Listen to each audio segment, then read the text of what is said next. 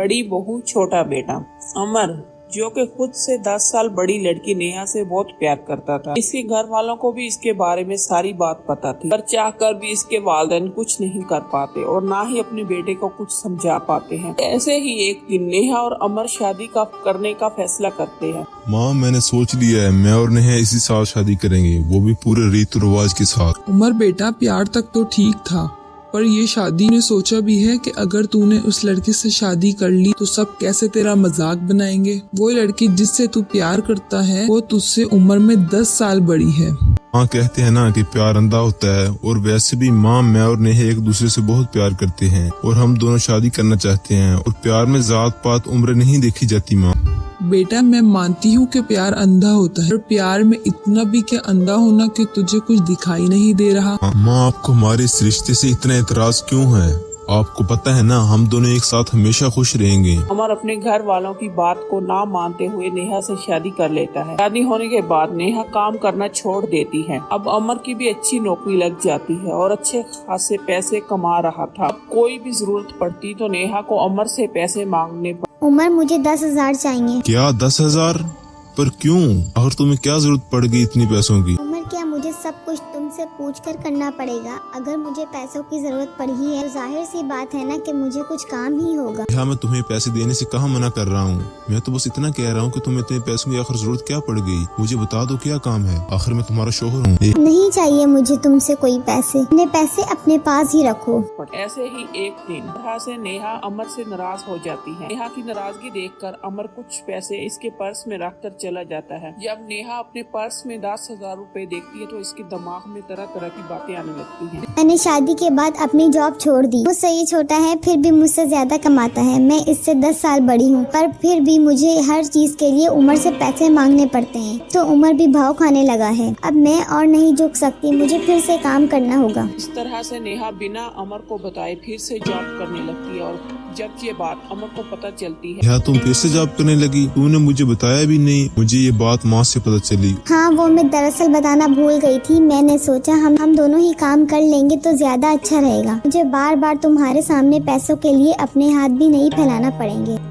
नेहा की ये बात सुनकर अमर को बहुत बुरा लगता है और वो चुपचाप से तैयार होने लगता है। अमर को तैयार होता देखकर नेहा कहती है, आज तो ऑफिस की छुट्टी है ना, फिर इतना तैयार होकर कहाँ जा रहे हो?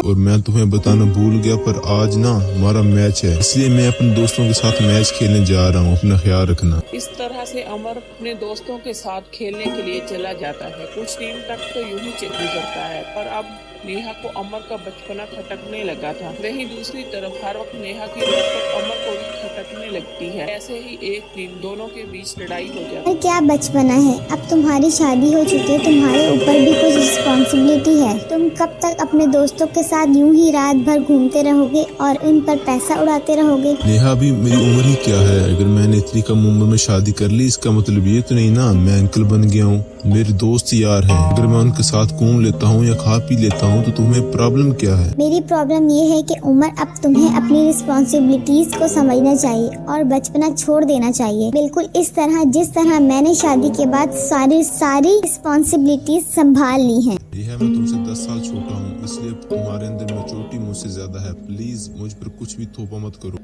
इस तरह से अमर नाराज होकर वहाँ से चला जाता है। ऐसे ही कुछ दिन बीत जाते हैं और दोनों एक दूसरे से बात नहीं करते। कुछ दिनों बाद दोनों डिसाइड करते हैं कि वो अपनी लड़ाई को छोड़कर फिर से पहले की तरह एक साथ खुश रहेंगे। नेहा, आई एम सॉरी उस दिन के लिए। मैंने उस दिन कुछ ज्यादा ही बोल दिया ना। माफी सिर्फ तुम्हें नहीं मुझे भी मांगनी चाहिए। मैं भी तुमसे कुछ ज्यादा ही उम्मीद लगा बैठी थी। मैं ये बात भूल गई थी कि तुम मुझसे 10 साल छोटे हो। मैं सोच रहा हूँ कि हम दोनों के बीच सब कुछ ठीक हो जाए और तुम हो को मुझे ताने ही दे रही हो। उमर, मैं भी चाहती हूँ कि हम दोनों के बीच सब कुछ ठीक हो जाए और हम दोनों पहले की तरह एक साथ रहें, पर तुम्हारा बचपना खत्म ही नहीं हो रहा। मेरी ही गलती है जो मैं तुमसे बात करने के लिए आ गई, लेकिन अब मुझे महसूस हो रहा है कि तुमसे बात करना ही बेकार है। माँ, अगर ऐसी ही बात है तो मत करो ना बात। इस तरह से एक बार फिर दोनों के बीच लड़ाई हो जाती है। अब वक्त यूं ही बीत जाता है और दोनों की लड़ाई अब वक्त के साथ बढ़ती ही जाती है। अपने बीच की लड़ाई देखकर नेहा और अमर अलग होने की सोचते हैं। आप शायद सही कह रही थी, नेहा से शादी करके मैंने बहुत बड़ी गलती कर दी। हम दोनों का कोई मैच ही नहीं है।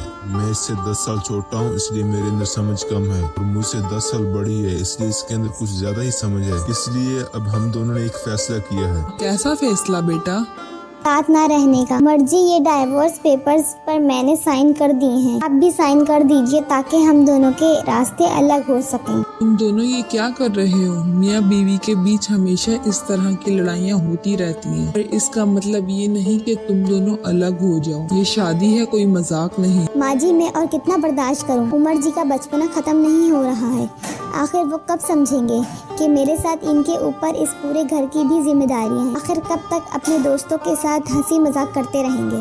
खेल बना रखा है तुम दोनों ने शादी को। शादी एक बहुत खूबसूरत रिश्ता होता है और तुम दोनों इस गुड्डे गुडियों का खेल समझ रहे हो। जब दिल की शादी कर ली और जब दिल किया है इस शादी को तोड़ दिया। माँ, अब हम दोनों इस रिश्ते को और नहीं चला सकते। हम इस जबरदस्ती के रिश्ते से आजाद होना चाहते हैं। बेटा, शादी तुम दोनों की मर्जी से हुई थी और तुम दोनों को एक बात बता देती हूँ, तुम दोनों को अपने रिश्ते को एक और मौका देना चाहिए। जो बात तुझे नहीं पसंद तू साफ साफ उमर से कहे, और जो तुझे नहीं पसंद वो तू नेहा से कहो। तुम दोनों ही खुद को बदलने की कोशिश करो और एक दूसरे को समझने की कोशिश करो। जब तुम दोनों एक दूसरे को समझोगे तभी तुम्हारा रिश्ता चल पाएगा। घर वालों को समझाने पर अमर और नेहा काफी सोच विचार करते हैं और अपने रिश्ते को एक और मौका देने की कोशिश करते हैं, जिसमें अमर अपना बचपना कुछ हद तक कम कर देता है और नेहा भी इसकी पंचकानी हरकतों को बर्दाश्त करने लगती है। साथ ही साथ अब बिना सवाल जवाब किए अमर भी नेहा को पैसे देता है और छोटी छोटी खुशियों का ध्यान रखता है। इस तरह से इन दोनों का रिश्ता एक बार फिर से सही चलने लगता है।